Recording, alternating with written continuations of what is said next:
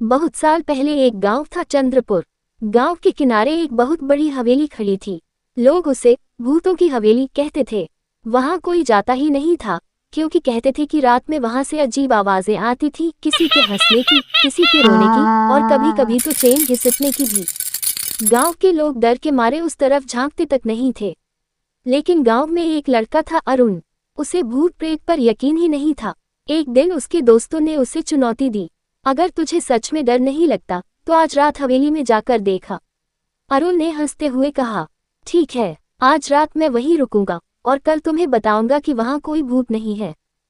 हवेली के अंदर रात गहरी हुई, चांद बादलों में छुपा हुआ था।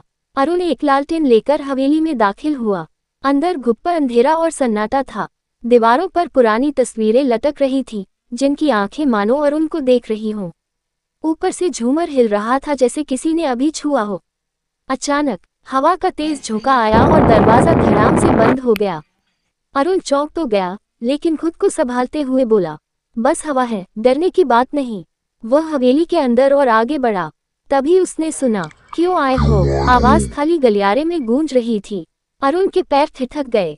उसने लालटेन ऊंची की, लेकिन कोई नहीं दिखा। तभी उसने गौर से देखा तो उसे एक डायन सीढ़ियों से आती हुई दिखाई दी। ये देखते ही वह डरकर वहां से भाग खड़ा हुआ। सुबह जब वह अपने दोस्त के पास पहुंचा तो उसने बताया कि वहां बहुत खतरनाक डायन रहती है। ये सुनकर वे तीनों गांव के पंडित के घर गए और सारी घटना उन्हें बताई।